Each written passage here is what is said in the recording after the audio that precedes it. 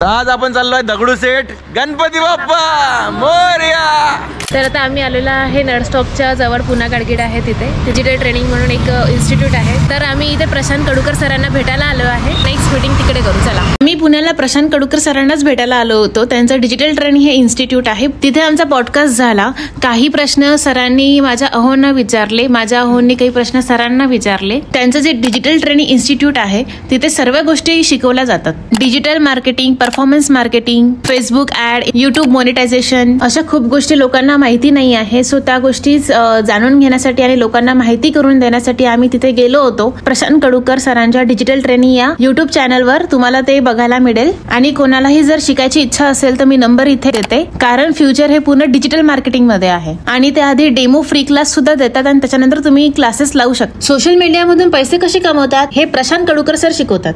Welcome to today's podcast. आजचे जे पाहुणे आहेत ते आहेत शशांक भाऊ, जे की फेमस क्रिएटर आहेत। तर ते माझ्याकडे काही क्वेश्चन्स घेऊन आलेत की त्यांना डिजिटल मार्केटिंगमध्ये भरपूर सारी क्युरियोसिटी होती की डिजिटल मार्केटिंगमध्ये हे परफॉर्मन्स मार्केटिंग काय, आर्टिफिशियल इंटेलिजन्स काय आहे, असे भरपूर सारे क्युरियोसिटी क्वेश्चन्स आहेत। तर मी म्हटलं चला आपण एक पॉडकास्टच करून घेऊ। राईट सर, पहिले तर तुमची एकदम शॉर्ट मध्ये जर्नी सांगा, एकदम शॉर्ट मध्ये, की बाबा ऑलरेडी भरपूर लोकांना तुमची जर्नी तर माहितच आहे, मला माहित आहे, बट तरी अशी जर्नी की तुम्हाला माहित नाही आहे, हे गोष्टी सांगितल्या नाहीत अशा गोष्टी काय? ऍक्च्युली या फील्ड मध्ये मी त्याच्यामुळे आलो कारण की मी इंजिनिअरिंग केली आणि इंजिनिअरिंग केल्यामुळे इंजिनिअर केलेला माणूस कधी इंजिनिअरिंग कडे पडत नाही, तो वेगळ्या वेगळ्या फील्डकडे पडतो।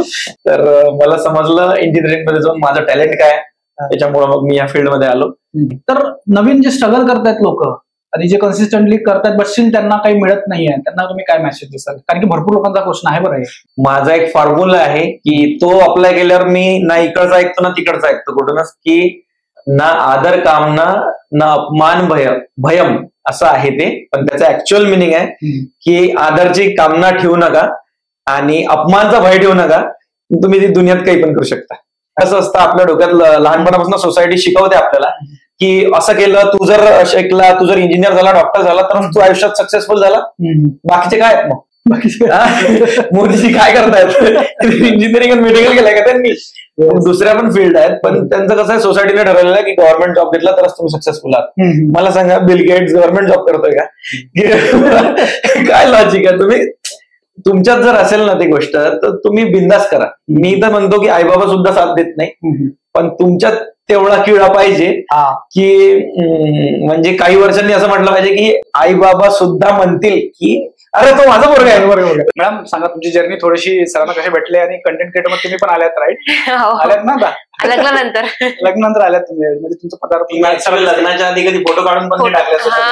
ते आम्ही 11-12 ला सोबत होतो स्टार्टिंगला, बट आम्ही तेव्हा बोलत नव्हतो बिलकुल। तेव्हाचं प्रेम वेगळं होतं, चिडवायचे ना, आम्ही फक्त इशाऱ्यामध्ये बोलत होतो। हे कसे होते, हे साऊथ हिरो सारखे होते। अल्लू अर्जुन नाही, ते शशांकच होते। नमस्कार मित्रमैत्रिणींनो, आज आपण आलो आहे श्रीमंत दगडूशेठ हलवाई गणपती येथे दर्शन करायला। बघा कशी बोलते माझ्याशी, माणूस की दाखवा। ओ माय गॉड, एवढे छान वाटलं ना मला, काय बोलू, मला शब्द नाहीये। गाडी पार्किंगलाच जागा भेटत नाही, खूप दूर गाडी पार्क केली ना, आता पायी चाललो आहे। मम्मीला वगैरे उतरवलं होतं मी मंदिरासमोर, भेटली नाही वाजत, फोन नाही वाजत। किती वेळची कॉल करत आहे? सायलेंट वर, तूच तर केला। बघा कशी बोलते माझ्याशी, किती वेळची कॉल करत आहे मी तुला? बोल ना आता, बघ ना माग, बोल ना आता। हा नाही, बोल ना आता, बोल ना। बरं, कुठे काढते चप्पल? ते म्हणते बॅग मध्ये हे का नाही आणली म्हणते पिशवी। मी म्हटलं नाही आणली, म्हटलं काय पाहिजे होतं त्याच्यातलं, आणि ते कॅश पाहिजे होती म्हणते, मी बरोबर कॅशच काढून आणली त्याच्यात। दगडूशेठ हलवाई गणपती मंदिर हे गणेशाला समर्पित असलेले पुण्यातील एक हिंदू मंदिर आहे। मंदिराला दरवर्षी लाखाहून अधिक भाविक भेट देतात। या मंदिराच्या भक्तांमध्ये अनेक प्रतिष्ठित व्यक्ती आणि महाराष्ट्राचे मुख्यमंत्री यांचा समावेश होतो। तर इथे आलो आपण आता, इथे लाईन आहे चांगलीच लंबी, तू दे ना काढून, काय चप्पल दे काढून दे, हात धुवाच लागते तिथं, हात धुवायचा आहे ना। हो काढत आहे, असे मागायला लागते ना। ठीक आहे ना त्याचं 100 तर 100 200 दे. त्या काळी पुण्यामध्ये आलेल्या प्लेगच्या साथीमुळे श्रीमंत दगडूशेठ हलवाई यांच्या मुलांचे देहावसान झाले. त्यावेळी त्यांचे गुरु श्री माधवन महाराजांनी त्यांना धीर देण्यासाठी एका दत्ताची आणि गणपतीची मूर्ती तयार करा आणि त्याची रोज पूजा करा असे सांगण्यात आले होते. तेव्हा त्यांनी गणपतीची स्थापना केली आणि त्यामुळे त्या मंदिराला श्रीमंत दगडूशेठ हलवाई गणपती असे नाव देण्यात आले. बॅग अलाउड नाही म्हणते आतमध्ये, तर ते बॅग ठेवायला चालली आहे. ते दिसतच नाही कुठे गेली तर. आरती घ्यायला जाणार होतो मी, पण जेवढे जे लोक धक्के दुक्के चालले होते, मला एवढंच म्हणणं आहे त्यांना, धक्के दुक्के देऊन जर तुम्ही आरती घेत असाल तर त्या आरतीला काहीच अर्थ नाही आहे. माणुसकी दाखवा, तसेच दर्शन होते, तशीच आरती भेटते. काय म्हटलं? इथे रबडी भेटते ना, ती आपण खात होतो आधी. नाही ते कसं म्हटलं ते पुन्हा मग एवढी एक्साइटमेंट देईल मला पण भेटून नसते. काय भेटते इथं? रबडी. म्हटलं मोदक खायचे का आता म्हणजे, अरे नाही मग अरे इथं रबडी भेटते ना ती छानवाली. एवढे एक्सप्रेशन तर कशाचं एक्साइटमेंट नाही. चल मम्मी खायचे का तुला रबडी? खाऊन बघ ना. तुला काय खायचं मग? तुला काय खायचं? पिझ्झा इथंच भेट. कधी खाल्ली होती? इयर सांग. 2019 मध्ये खाल्लेली रबडीची टेस्ट हिला अजूनही आठवण आहे. मी काय केलं होतं काल तिच्यासाठी आठवण नाही राहते. लोकांना ऐकायचं आहे, मी उचलून नेलं त्याच्याबद्दल तुला काय म्हणायचं आहे? चांगलं वाटलं मला. झालं एवढंच असते आमचं. अप्रिशिएशनावर चांगलं वाटलं, मस्त वाटलं, छान. डिटेल ऐकायचे लोकांना. बोल. मला माहित होतं तू नेणारा मला उचलून तेवढं. मी 15-20 पेरा 25 पेरा आराम आहे. आपण नेलं ना जास्त.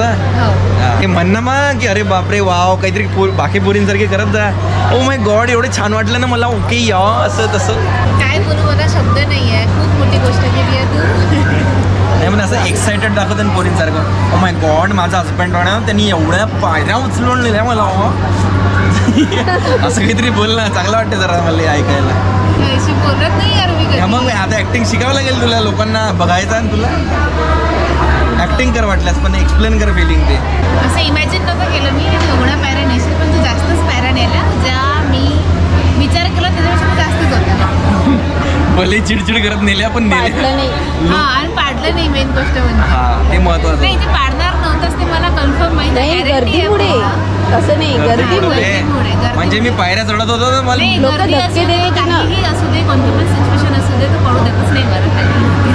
आणि मेन म्हणजे मी उचलून नेऊन राहिलो, उचलून नेऊन राहिलो तरी पब्लिक धक्के देत समोर चालली. एवढा चिडचिड करत घेऊन गेलो मी वरपर्यंत, पण बाजूला होत नव्हते की आम्ही पहिले चाललो. अरे मी उचलून घेऊन चाललोय बाजूला. काही टाइमच भेटत नाही आल्यापासून. माझ्यापासून हिंदी बोलतोय मगापासून. मी म्हटलं तू हिंदी साईडर आहे का? म्हणजे नाही मराठी.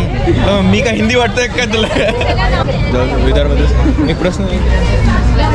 हॅलो काय घेतलं रे? होय कितीचा आहे? हां 50चा. हा सेम बेल्ट एक लेबल लावलं की 1500चा मिळतो मॉलमध्ये. काय घेत आहे? आम्ही घेत आहे इकडे ढोकळा, सुरळी वडी, व्हेज पॅटीस आणि हा चकनाद आहे. हे काय म्हणतात? खारी शंकरपाळे. तू एकटी खाणार आहे? एवढं सगळं? बस ठीक आहे. ठीक आहे. खरंच भांडणं करता असं वाटलं काय? वाटलं पाहिजे ना. रिअल वाटत होतं ना. मी व्हिडिओ काढत होतो, सगळी पब्लिक थांबली इथे.